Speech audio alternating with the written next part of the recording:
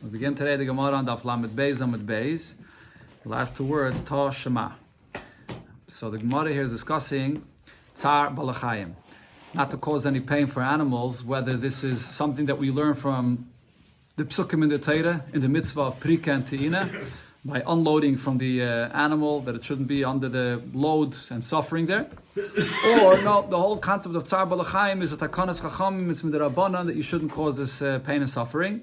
And therefore, there's no obligation when it happens. There's no obligation, the way Taisus explains it, to remove any load from on top of the animal. So the Gemara continues here with another brayse to try to bring a raya to the subject. Toshema, the brayse says, we are in Daf Lamed Gimel Amud Aleph. Roivitz, when it says in the Torah, the pasuk Hisera Chamar Senacha Roivitz Tachas Masoi V'Chadalta Mazev Lo'Ozav Tazivimoi. So the term Roivitz means that it is lying on the ground, it fell down, and the packages are on it. So from this we learn V'Loi Raftzen. Not an animal this is a habit that happens all the time, that the animal lies down like this with the packages on it. Then you don't have to remove it. Roivitz, when it says Roivitz, it means the animal is lying there with packages on it, but V'Loi Oimid. Not if it's standing. It just stopped and it's standing with the packages on it.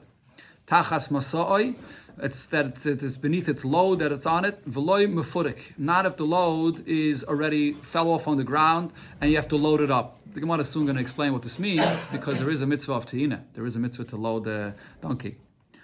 Then when it says tachas masa'oi, beneath its load, masa'oi sheyachal lamed bay. This is a load that was loaded on the animal that it could handle.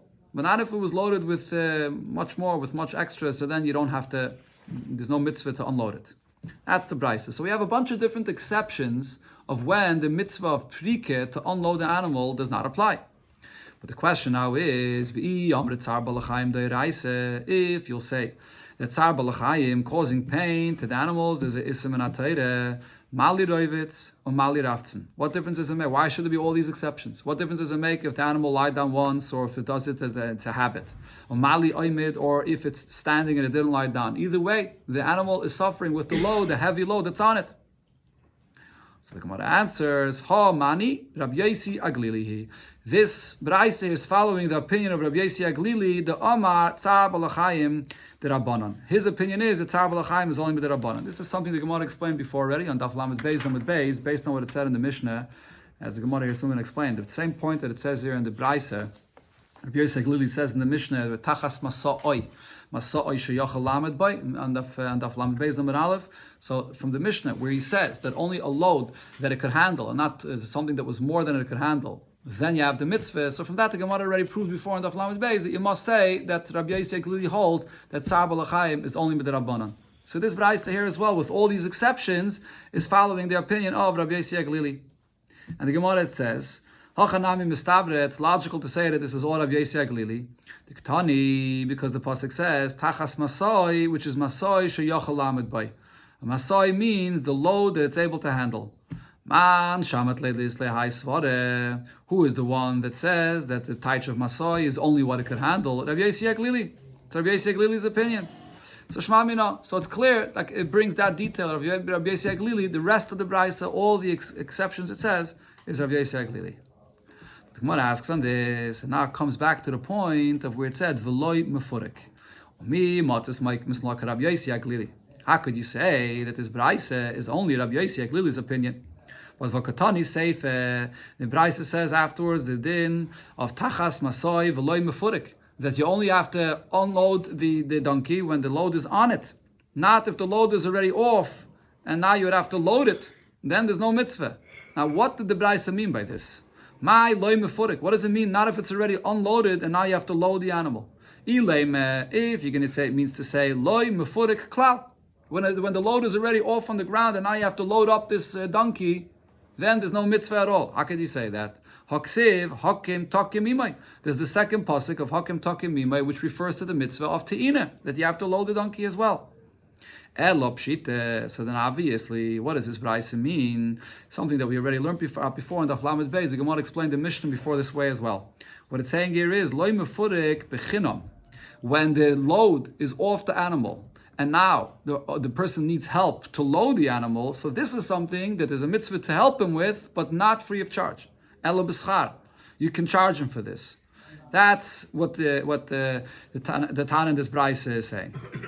So says the Gemara, if so, we already learned before about this, and from the Mishnah on Daf Lamed Beis, Man Shamet Le'Dis Le'Hai Svara.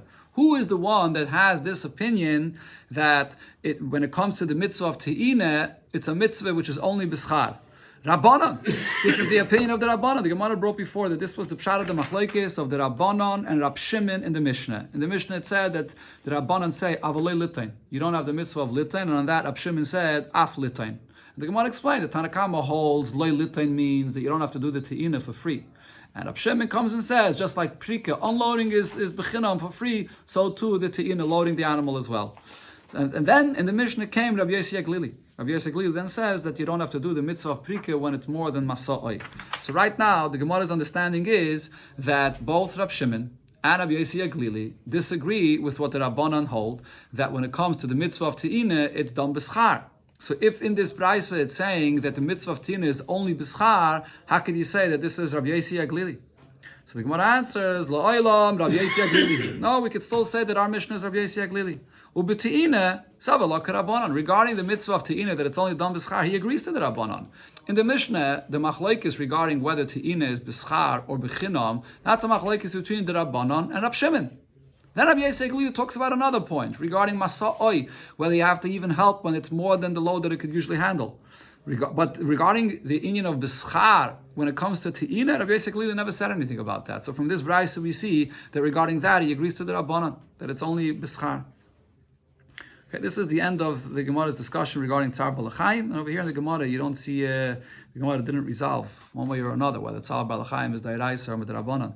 The Paiskim also talk about this. There's a famous tshuva from the Noda B'Yehuda based on this whole sugya regarding hunting, whether it's an issue minatayra because it's Tzar Balachayim or not, when it's allowed, so on. Remember the details now, but I just know there's a famous tshuva, the Noda B'Yehuda, about this based on this sugya. Sagt the Gemara Tan Rabbanan, we learned in the Braisa regarding the mitzvah of Prikantina Kisira. When the Torah describes, you see a person that's stuck with his packages and so on. So it says Kisira Chamar Senacha. What does Sira mean? You see him? Afilu Merachik. That means he catches your eyesight even from far away. So you would think that it's even when it's very far, you have an obligation to go all the way there and help him. Talmud Laimar. But then there's another pasuk that says right before this Kisivka, that you will encounter him. So Kisivka means that you mamish bump into him, he's right in front of you. That pasuk of Kisivka is actually not talking about the mitzvah of Prikatina. It's a pasuk that talks about Ashavas Aveda. But because it's the pasuk right before here, this pasuk where it says the mitzvah of Prikatina, the Gemara learns out from there that Kisivka means only when he's right in front of you. Well, on the other hand, says the Braise, Kisivka, if you'll just base this on the pasuk of Kisivka, Yachol Pegia Mamish. I would think that he's only Mamish if you encountered him, he's right in front of you, then you have the mitzvah to help him with his load of his animal. Therefore, the Torah wrote also the expression of Kisira, that you see him from a distance. So now, how do we reconcile these two expressions here? So what is the exact shear of when you're obligated to go and help him? What's considered to be that you saw him and it's somewhat of in a distance, but it's still, you also encountered him, that he's close enough that it could be considered a pegia. Shir the Chachamim estimated this is echad misheva o mechza b'mil v'zehu ris. This is 7.5 of a mil, and that's the shear that's called a ris. Not exactly sure how much this is. I think if I remember correctly, I saw somewhere that this is 250 feet. If I remember correctly, maybe there in the 250 amas it is. Oh, okay. Yeah, okay. I have it over there. Okay, 250 amas, which would be 266 amas. 266 amas. Okay, that's the amount of what's considered to be close enough that you can say that it's Re'iyah and it's also Kisivka. Okay. How many amas? And am is about roughly 1.5 feet, let's say. Yeah. It's about one block, Okay, well, about a block, okay. Big blocks. Pentrish blocks. Okay, so now the Braisa continues, it says, Umedade imay ad parsa. After you do the mitzvah of helping a person unload his packages, so then you also have a mitzvah to go along with him for the amount of a parsa, which if I remember correctly, the parsa is more than 2 miles. A parsa is, I forgot how many mil, I think a parsa is 4 mil, if I remember correctly, which is about, or maybe more, But a parsa is about 2 miles or more than 2 miles. That's how much you should go along with him to make sure that you see that this animal is weak and it can fall down again. So you should go with him that amount of time. But the Gemara says, Omar Rabba Bar Chana said regarding this that you have to go along with him, v'noitel schar. But for that, if you have the mitzvah to do it, but you cannot free of charge. He has to pay you for coming along with him this way. Okay, the last Mishnah of this Perek that discussed all the halachas of Hashavas Aveda. So we had here the halachas also of Priketina. We come back now to Hashavas Aveda. And the other actually also Priketina this Mishnah as well. Zok Eilige Mishnah, Avedasoi v'Avedas Aviv. If you have two Avedas that you can go to take care of, to bring back, either your own Aveda, you lost something yourself, you can go and retrieve it, or an Aveda that your father lost. Which one do you have to go to get first? Avedasai kedemis. Your own Aveda comes first. Avedasai v'Avedas Rabbi. If there's your own Aveda that you can go and retrieve, or the Aveda of your teacher, Shalai Kaidem, yours still comes first. Now, Avedas Aviv, Avedas Rabbi, if it's your father that lost something, or your teacher that lost something, and you have an option, which one you should go and retrieve and return, Shal Rabbi Kedemes, the one from your teacher comes first. Shal Aviv Viviyeh Leila Mazeh. A person's father brings him physically into this world. The Rabbi Shalim de Chachmeh, there's the Rebbe that teaches him wisdom, teaches him Hashem's Torah. Meviyoi l'chaye ha'elam haba. He gives him ruchnistic life. He brings him to the life of the world to come. So therefore, that's it's more important, huh? But this is a gashmistic thing. Huh? Yeah, this is a gashmistic thing that he has to. Okay, but the chiyuv of kavod though, who is you have a bigger the chiyuv to give kavod is for both. But so the chiyuv to give kavod, it's the mitzvah that he's doing, which is aruch is the mitzvah. So who does he have the mitzvah to go and tend to first? To Rabbi, which is mivir l'chayim haba. So if you want to ask the question, you ask the Kabbat Tzavicha. Yeah. It's the same thing Kabbat is Kibbutz of David. Yeah, true. Then, Yeah, it's also true. It's also a mitzvah, but nevertheless, Avedas Rabbi, the kavod of Rabbi comes first. It's even more important. By kavod Rabbi, it also says that it's like being Mechabed David. It says a similar lashon. Yeah, the Gemara says. Okay, but now here the Gemara says though, V'im aviv chacham, if the person's father is also a chacham, so if he's a chacham, he probably taught him Torah as well, then shalaviv kedemes. Then the Aveda of the father comes first, because the father both brought him into the world, physically, and taught him Torah as well. So that's more than his teacher, than that just taught him Torah, but didn't bring him into the world. Similar halacha, haya aviv rabbi neisen maseh. The father and the teacher are carrying a load, and they both need help to unload the donkey or so on. So first he takes off, he unloads the load for his teacher, and then he tends to the load of his father, like the reason we said before. A case where both the father and the teacher were in captivity. So who do you have to who do you redeem first? Paides Rabbi, first you redeem the teacher, and then you redeem the father.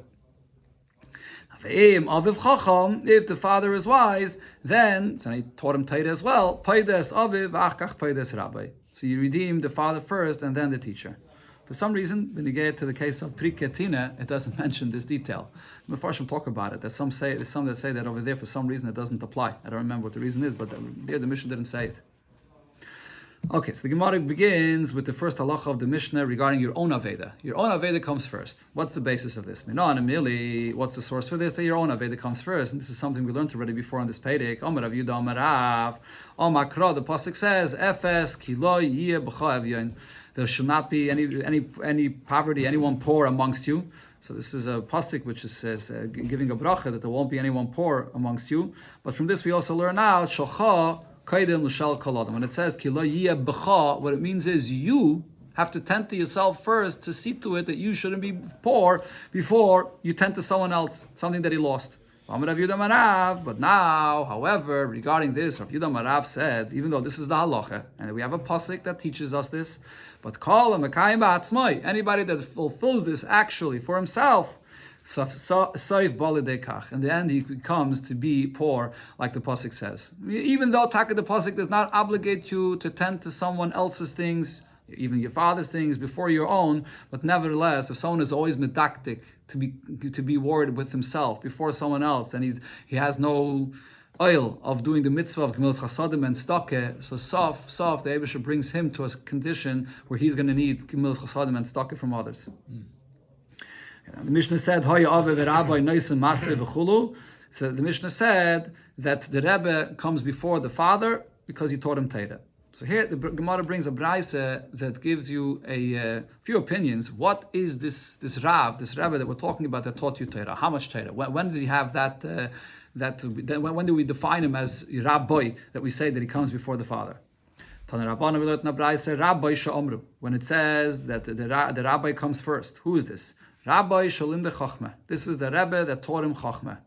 And Veloy Rabbi Shalim de Mikra Mishnah. It's not enough that he's someone that just taught you Mikra and Mishnah. So what is Chachma more than Mikra and Mishnah? So Rashi explains Chachma means someone that learns what we learn in the Gemara, explaining the reasons behind everything it says in the Mishnah is to understand whose opinion it is and to explain how there's no contradictions. So if it's someone that just teaches you Chumash or Tanakh or someone that just teaches you Mishnayos, he doesn't have the halacha of his Rebbe that his Aveda comes before the father. Has to be someone that taught you Chachma, wisdom of how to understand the reasons behind what it says in the Mishnayos. Divrei Rab Meir. Rab Yudah says, no kol shadroiv chachmaseh meno. If it's someone that you learned most of what you know in Torah, you learned from him, that means even if you learn from him just Mikra, Psukim, or even just Mishnayos, without all the explanations, but if Roiv of what you know you learned from this individual, that's Rabbi. A third opinion, Rabbi Yesi Oime, afile loiheyer einav, eheyer einav, ela b'mishnah achas, even if it's someone that didn't illuminate your eyes, just with one point that he taught you, who Rabbi, he has the halacha of Rabbi that you have to return his Aveda before the fathers. So the Gemara brings a few examples for this. Amar Rava said, Kagoyin Rav Schreire. Rav Schreire taught us something, just one thing. The Asbaran, he taught us Zuama Listrin. He taught us the expression of what it says in the Mishnah in Masechta Kelim, where it talks about a certain Keli, and it calls it Zuama Listrin, which is what he didn't know what it meant. And he taught them what it meant is this big spoon that's made to take off from the top of the pot when you have the Zuama. How do they translate Zuama over there in English? When you have the froth that they take off with its spoon, that's what the Zuama Listrin, that's what the spoon is. So he taught them what this means. Just one thing to interpret this is already called Rabbi. Another example, Shmuel, Kara Mane Alea Hume Rabbana. Shmuel tore Kriya. When a person's Rebbe passes away, there's a halacha of tearing Kriya. So he tore Kriya for one of the Rabbana that passed away. The Asberei, he explained to him a Mishnah in Masechta Tamid, where it describes how they would open this small door that there was in the north of going into the Beis HaMikdash and the Tzafin. So how they would open up the door. There were two doors. And it says there in the Mishnah that when it came to the first door, in order to open it up, Echad Yerid La'amas HaShechi, the first door, the key that they had to open the door wasn't just right there, that you put in the key and opened it. There was a hole in the wall, and you had to stick your hand in all the way to your armpit, and then from inside, like that, they were able to open the door. That's the first door. And then Ve'echad, the second door, Pesayach Kivin. You can open it directly, right away. They put in the key and open it without a hole going in from the inside. So this Rabbanan explained Shmuel the meaning of that Mishnah, and he taught Kriya for him. Huh? No. He taught him the pshat in that Mishnah. He taught him the pshat in that Mishnah, Masechta Tamid, and because he taught him this one Inyan, so he taught Kriya on him when he passed away. Now the Gemara says in connection to this, Ola said, Talmidei Chacham shebeBavel, the Talmidei Chachamim in Bavel, so they learned together in Besmedrish, they were chavrusis, they taught one another. They would stand up for one another when they came into the Besmedrish, like you stand up for a teacher, because they teach each other when they're learning, so they end up teaching each other something. And also v'kayren zelzeh, when one passes away, so they tear kriya for the other one that taught him something.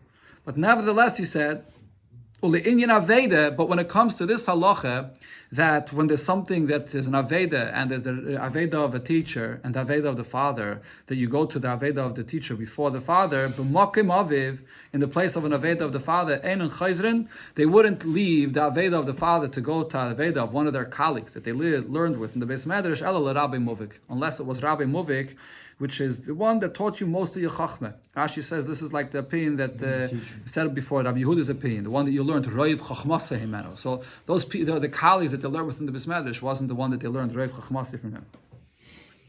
Now the Gemara brings in a story that happened. Kabay minei Rav Chisda Rav Huna, Rav Chisda, which was a student of Rav Huna, and he asked Rav Huna, his Rebbe, Talmud v'tzarech le'Rabbi. What's the halacha in a case where you have a student, but his teacher still needs him? And Rashi says the pshat is that this is a student that knows a lot of different halachas that he heard from different people, and even if his rebbe is much greater and so on, but nevertheless his teacher still needs a student because he wants to hear from his student the different shmuas, different halachas that he heard from other people. So in such a case, what's going to be the halacha in such a case? In other words, do you apply over here this halacha that you say that maybe when the student loses something and his father loses something, so because this teacher needs his student, so maybe the aveda of the student should be before his father. Amalei, so Rav Hune thought that Rav Chisda was asking this question, referring to himself, that you, Rav Hune, I'm your student, but you need me. He didn't really mean it about himself. He was asking a halacha, but he thought he meant it about himself. Amalei, so Rav Hune says to Rav Chisda, Chisda, my student Chisda, I don't need you. I don't need any of your shmuas, any of your halachas that you know. You need to listen to me, everything that I teach you. And you need me for 40 years, as it says regarding a student that learns from a teacher, that when you fully understand what a teacher is telling you, it takes 40 years. So ikbidiyah hadadi, there was a hakpada between Rav Huna and Rav Chisda. The fact that, as the Gemara explains here, that and hadadi, they didn't come to one another. Rav Chisda didn't come to learn by Rav Huna, and Yosef Rav Chisda arba'an tanesa. Rav Chisda fasted for what happened here, 40 fasts. Why? Mishum the chalish died to Rav Huna, because he caused Rav Huna to feel bad about the fact that Rav Huna thought that he meant to say that you need me, your student. And at the same time, Yosef Rav Huna arba'an tanesa. Rav Huna also fasted 40 tanesa mishum the chashtel Rav Chisda, because he suspected Rav Chisda of meaning this, that Rav Huna needs him. Really, Rav Chisda never meant this b'chlal. So Rav Huna also fasted 40 tanesa for this. Now, going back to the machlokes we had before. Doesn't answer the question. Doesn't answer the question. No, not true. The Gemara doesn't answer what he asked him. Yeah. The Gemara now goes back to what we brought before the machlokes. How do you define rabbi? How much does he have to teach you in order to be one's teacher, right? So Itmer, about this we learned, Rav Yitzchak bar Yosef Amar, Rav Yitzchak bar Yosef says, Amar Rav Yechanan, the name of Rav Yechanan, halacha k'Rav Yehuda. We pass like Rav Yehuda that says that if he taught you most of the chachma of what you know, we pass like Rav Yosi that says even if he taught you just one thing, he's called rabbi. So the Gemara asks on what the tzad here in the name of Rabbi Yechanan. Did Rabbi Yechanan say that we pass only Roiv Chachmasai is your Rebbe? But Rabbi Yechanan said halacha kistam mishnah. It's brought many times in Shas. Rabbi Yechanan always says we pass like a stam mishnah. Utnan, what did it say here in the mishnah? Rabbi shalom de chachma. That what's considered to be rabbi, the rabbi that teaches you chachma. And the Gemara understands. Lom de chachma means he teaches you any chachma. Doesn't say roiv chachma, it just says chachma. And so how could you say that Rabbi Yechanan says that we pass like the Braisa that brings up opinion of Rabbi Yehuda that it's tafke roiv chachma? So the Gemara answers, my chachma, according to Rabbi Yechanan, when it says in the Mishnah chachma, it means roiv chachma. Chachma doesn't just mean chachma. It means your Rebbe that taught you most of your chachma. Like it says in the Braisa, like Rabbi Yehuda's opinion. Now, Tana Rabbanon Abraisa we learned regarding learning Torah. So since we brought up over here the Rebbe that taught you Chachma, which is Gemara, or taught you Mikra, Mishnah, so the Abraisa is like this. So Eiskim b'Mikra, doesn't say Perek Avos. The what? I feel the one thing like a Bechel Teifel, yeah, and a Chanami. But over here, when you get to the halacha of Avedas Aviv, Avedas Rabbi, Lav Dafka, the same thing applies. Ha'izkim b'mikra midah ve'ena midah. People that just learn psukim of Tanakh, so midah, it's a measure of Torah. It's good, but it's not good enough. Not good enough because if you just learn from Chumash, so you don't learn Mishnah and Gemara, that's much more. That's much better. You have to learn Mishnah and Gemara. Rashi says in Mishnah and Gemara, if you want to be able to remember those halachas, there could be changes of girsais and to remember all the halachas. That's something that's much more important to learn that you shouldn't forget.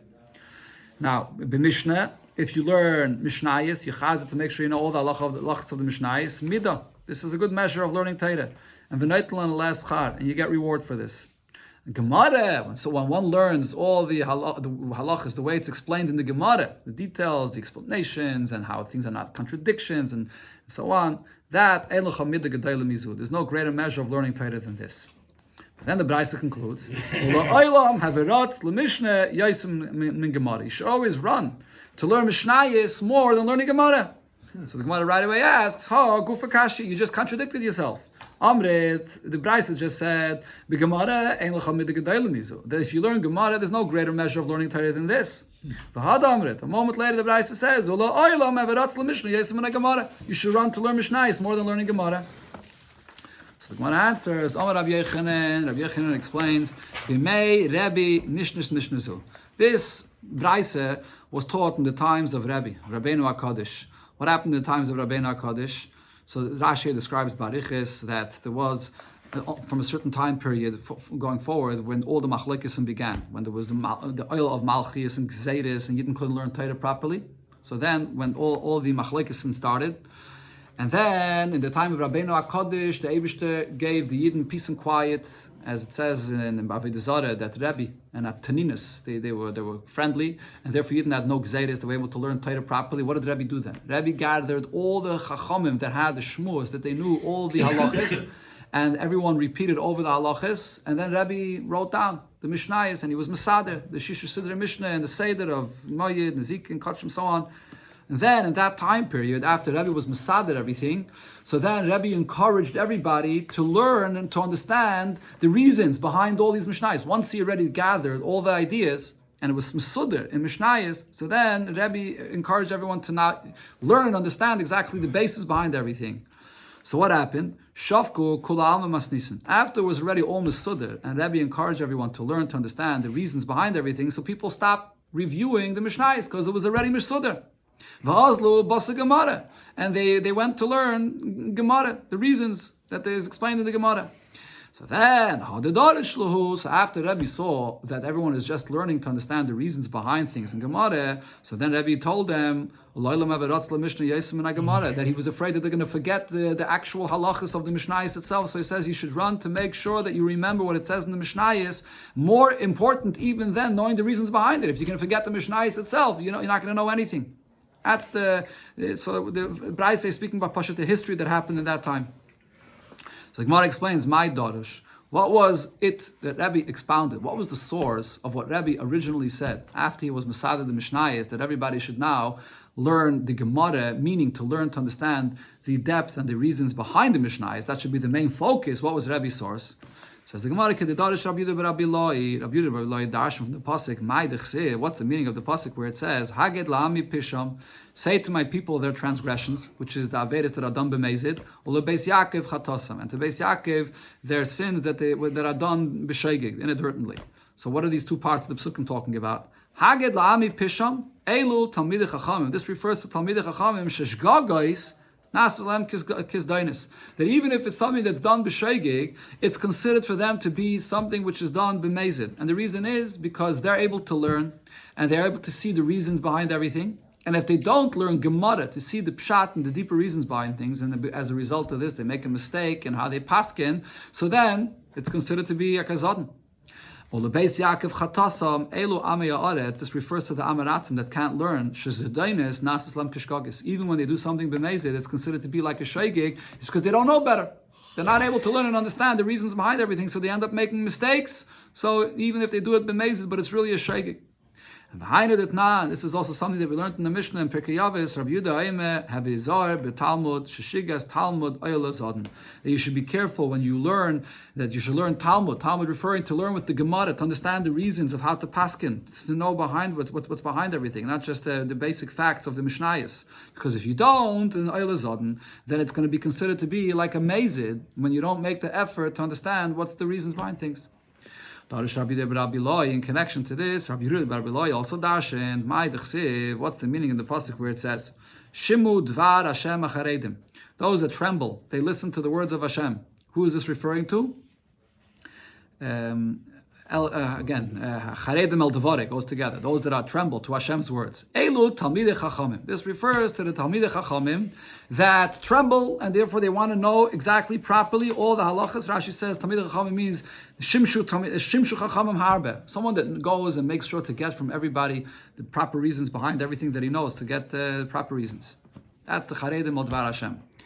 When the pasuk continues there, Imru Achechem, your brothers say, who are the brothers? Elu Bali Mikra. Those that only learn Mikra, they're called the brothers. Then when the pasuk continues and says, Sainechem, those that hate you. Who's the one that hate you? Elu Bali Mishnah. These refer to those that learn just Mishnayis. Why are they called Sainechem? So Rashi says that the ones that learn Mishnayis, so there's a certain competition between them and those that learn Gemara, because it says those that learn Gemara say about the ones that learn only Mishnayis that they're Mavali Olam. They destroy the world because they paskan halach is just based on the Mishnayis. So therefore they're called Sainechem. That's Rashi's pshat. The Marsha says Sainechem could be read with a shin, Shainechem, that they learn just Mishnayis. Then the pasuk goes on to say Minadechem. Those that are Minadechem literally means that they're excommunicated. Who are these? Elu Amei Haaretz. This refers to the Amei Haaretz, that in their eyes the Talmidei Chachamim are they have a certain hatred to Talmidei Chachamim to the point of Minadechem Amish. Then Shemot Taima, so the Gemara says, because they don't know anything, and therefore there's this they feel towards Talmidei Chachamim, a certain jealousy that they don't know anything. Now Shemot Taima, you may say Pasak Sivra, Babatal Sikuyam, that there's no hope for them, for the ones that are Amaratzim and they don't learn any Torah properly, so there's no hope for them at all. Right? And the pasuk over there it says that the Sainechem and Adechem, it says L'man Shmi Yichbad Hashem. That they say that the cover of the Eibush is going to come to them, and you may think that no, the pasuk is trying to say that they're not going to have any cover of Hashem. So it says no. So the pasuk continues. It says Talmud Loimar. It says that Lasalavoi v'nire b'simchaschem. We will all see in the joy of Hashem. So Rashi says the diak over here doesn't say ve'ere. It says v'nire. All of them. The ones that learn Gemara, Mishnah, all including the Amei that can't learn, all of them will see the simcha of the Eibush. Shema Taimar, maybe you'll say Yisrael Yevaishu, that even amongst Yidden there'll be those that will be embarrassed that they couldn't learn and so on.